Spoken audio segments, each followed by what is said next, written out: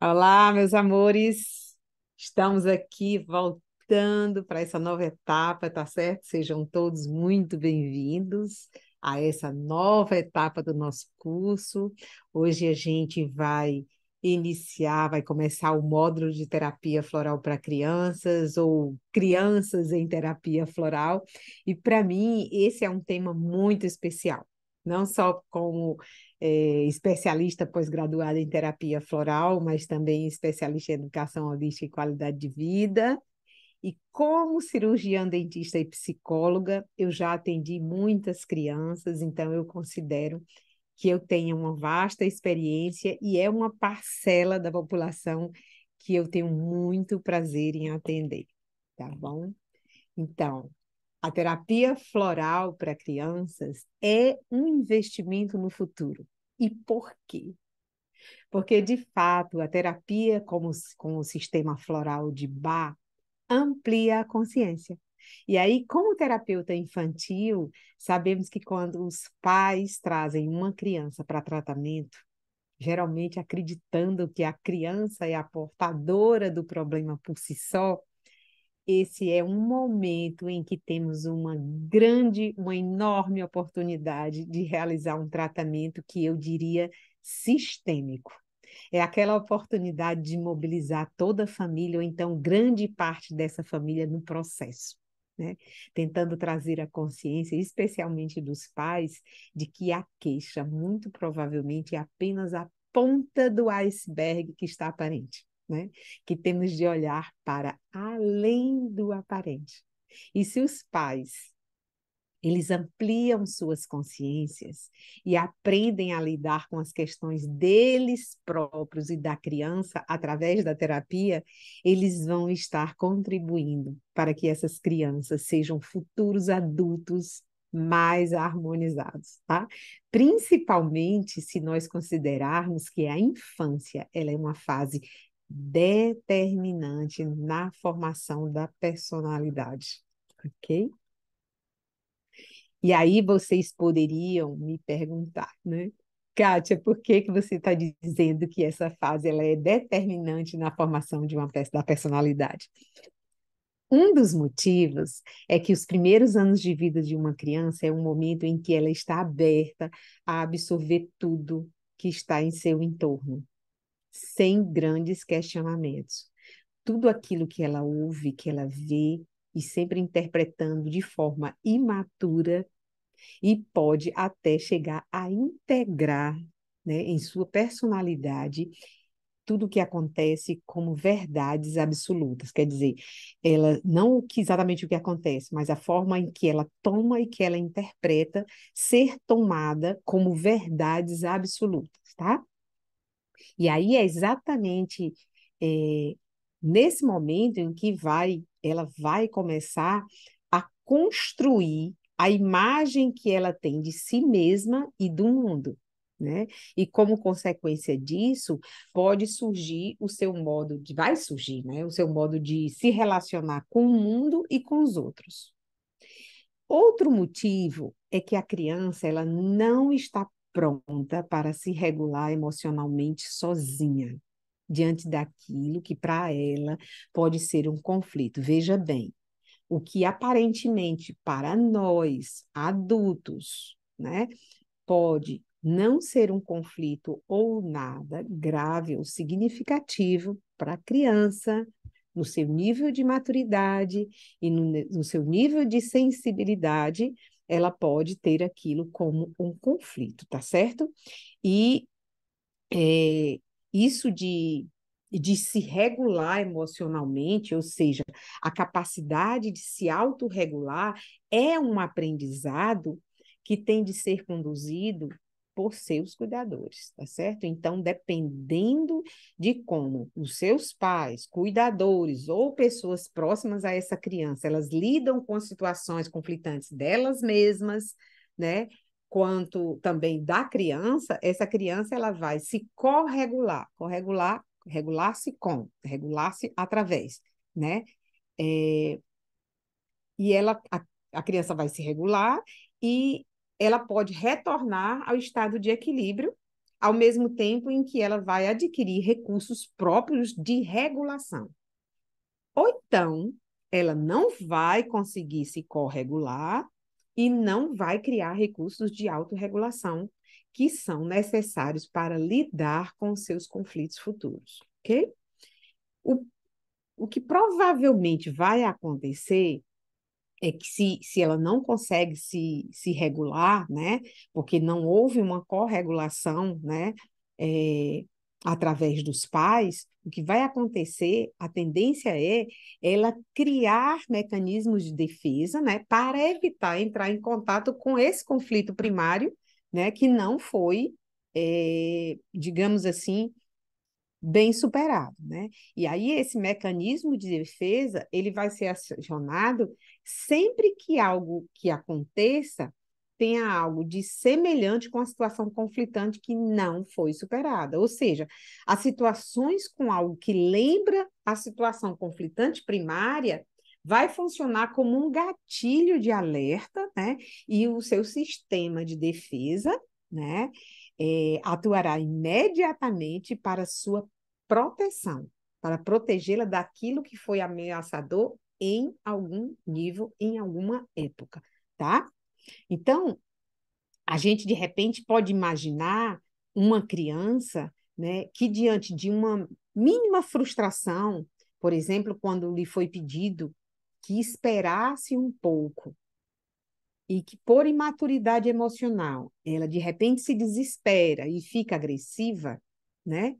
O que comumente acontece com os pais que não sabem lidar com essa situação, né? A tendência é que esses pais desestabilizem e sejam bravos, ou então que cedam, dando logo o que a criança quer no tempo da criança.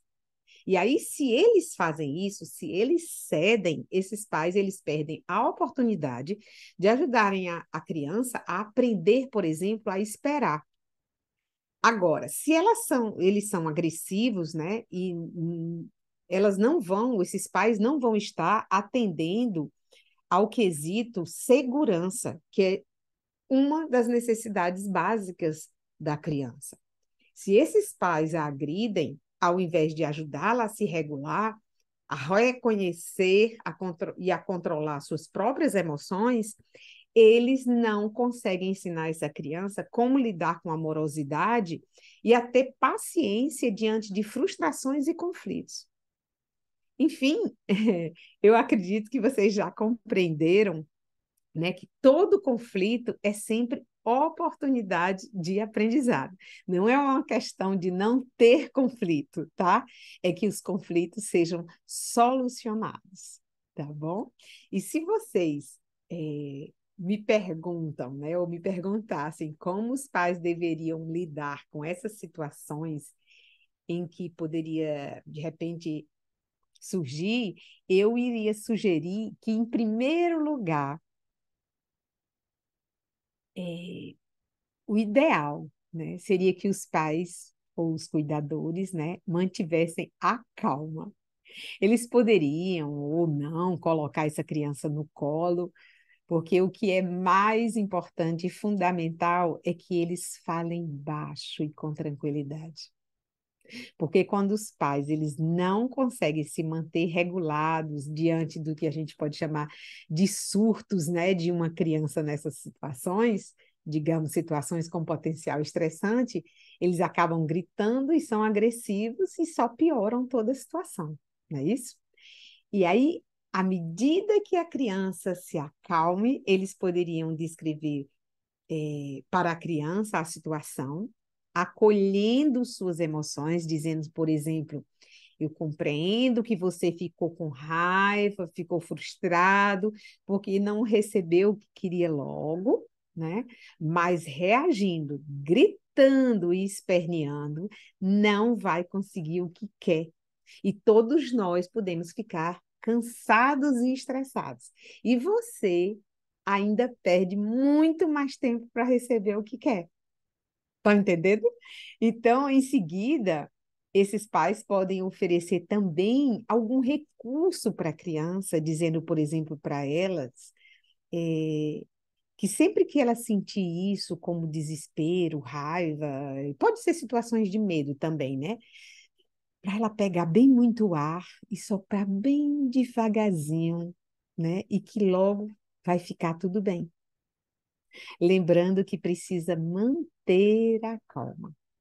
E aí continuar dizendo para a criança: se você se acalma, a gente continua feliz e você consegue esperar um pouquinho e recebe o que quer assim que for possível. A gente pensa que a criança é pequenininha e que a criança não vai entender. A gente vai, no mínimo, deixando uma informação a ser processada, tá? Quando a gente menos espera, a criança está se conduzindo daquela forma que a gente orientou, né? E a criança, ela vai aprender a lidar com as suas emoções e ela vai se sentir segura e amada. Olha, não tenhamos dúvidas que essas experiências positivas na infância, elas vão serem incorporadas e também refletidas na idade adulta, tá bom? E por outro lado, se os pais cedem logo o que a criança quer, ela vai levar essa experiência, que a gente poderia chamar birra, para os outros âmbitos da sua vida e vai querer que outras pessoas a atendam do mesmo modo. E aí sempre vai tentar lançar mão, né, de recursos, desse recurso da birra até mesmo quando forem adultos. Por quê? Porque isso funcionou em alguma etapa de suas vidas. E aí a gente passa a repetir um padrão sem que a gente nem perceba, tá bom? Outro fato que a gente pode considerar, né, em relação à importância dessa fase da infância, para a construção de adultos saudáveis, em que a terapia floral pode ser de grande ajuda, é quando a criança é ou não atendida em suas necessidades básicas. Necessidades essas importantes na construção da personalidade, para que a criança possa se desenvolver de forma autêntica, confiante na vida e confiando nas pessoas, né? Só relembrando o que a gente já estudou em videoaulas anteriores, essas três necessidades básicas são quais, né? Segurança, amor e reconhecimento. E com base na percepção da criança de quanto e como foi amada, alimentada, protegida e reconhecida, a criança cria em seu imaginário quem ela é, do que ela é capaz e o que ela merece também, né? E como inconscientemente a criança sabe que ela necessita dos pais para que esteja segura, para que se sinta amada e seja reconhecida, ela vai fazer o possível para conquistar isso, até mesmo se afastar da sua essência. Então, vamos imaginem o valor das essências florais como recurso auxiliar nessa etapa de vida, gente, é enorme. Né? Por exemplo, uma criança que tem um temperamento verbal, que é uma criança geralmente entusiasta, questionadora e expansiva, se ela, diante de pais que sejam muito contidos e rígidos, digamos pais rock-water, né? Essa criança ela pode suprimir, por causa de reprimendas, né, esse seu temperamento com suas qualidades. E aí tornar-se uma criança silenciosa, quietinha, mas que pode voltar a urinar na cama, realizar bruxismo, pode roer unhas ou qualquer outro sintoma para que ela possa extravasar a sua energia dinâmica expansiva, essencial, predominante, que era de Vervae, né? E aí a gente pode concluir que, sem dúvida, reagindo assim, essa criança, ela estará ajustada a essa família. Mas será que ela estará equilibrada? Não, né? Ela vai estar desequilibrada. Eu espero que vocês estejam conseguindo compreender, tá? Esse é apenas um exemplo para ilustrar, né? Porque, como eu digo sempre para vocês, são muitas as possibilidades. E essa é apenas uma. Então, em resumo, na infância, a criança passa por diversas fases em que ela está experimentando o mundo e está tentando se adaptar a ele, né? E os pais, imprescindivelmente, eles precisam saber lidar com essas mudanças, porque é imperativo que a criança ela se sinta amada e aceita. E isso, gente, não significa de forma alguma excesso de permissividade, tá? Então, fora tudo isso e muito mais que eu já citei, né, que foi o fato de as crianças estarem susceptíveis a absorver tudo em seu entorno, sem grandes questionamentos, o fato de não estarem aptas a se autorregularem, né, sozinhas, necessitarem também serem atendidas em suas necessidades básicas a contento, a gente sabe que as crianças também podem estar trazendo e trazem informações inconscientes, né, de experiências significativas, bem ou mal sucedidas, né, de quem veio antes delas.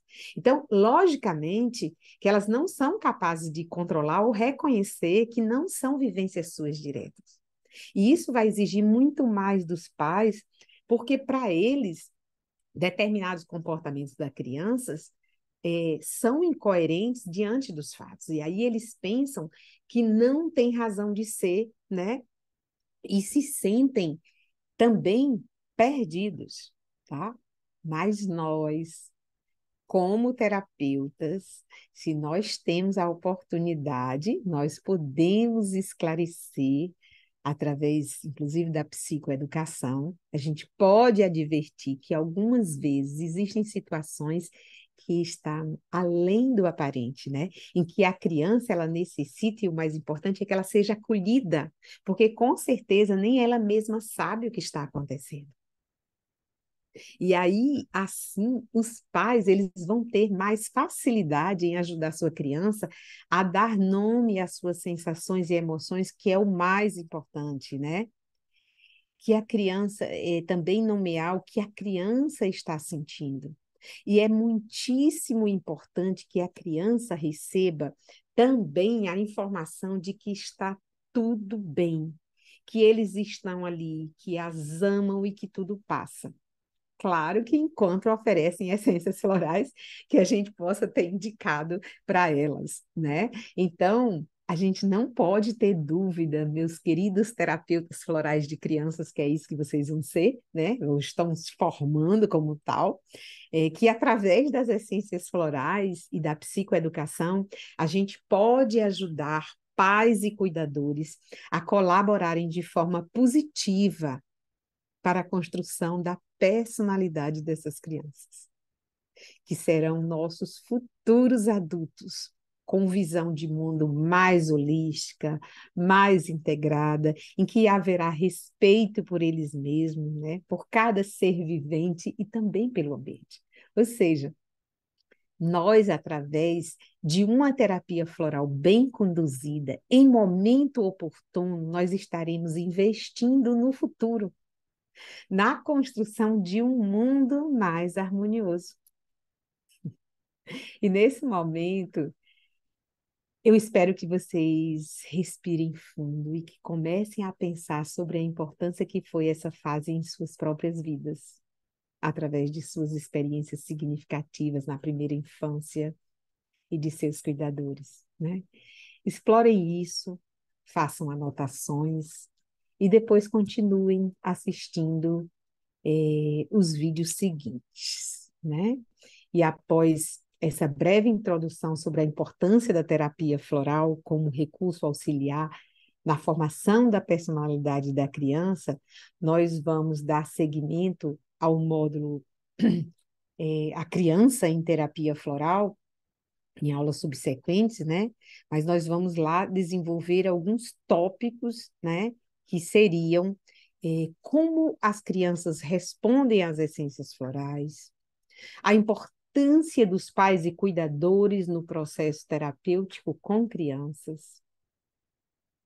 Devemos também sobre a observação da escolha das essências, o que nós devemos observar, o tema, o tópico sobre que as crianças têm voz e que a gente deve ouvi-las, o tópico sobre como administrar as essências, como escolher as essências de forma adequada, tá bom? Então, esses tópicos vão ser desenvolvidos, né, destrinchados, digamos assim, nas próximas videoaulas, e aí eu espero vocês lá, ok? Estudem e reflitam e façam com que todo esse conhecimento ele seja também proveitoso para vocês mesmos, tá? Eu digo para vocês que está sendo muito proveitoso para mim fazer uma visita em tudo isso que eu estou, todos esses temas que eu estou desenvolvendo para trazer para vocês, tá? Grande abraço, tchau, tchau.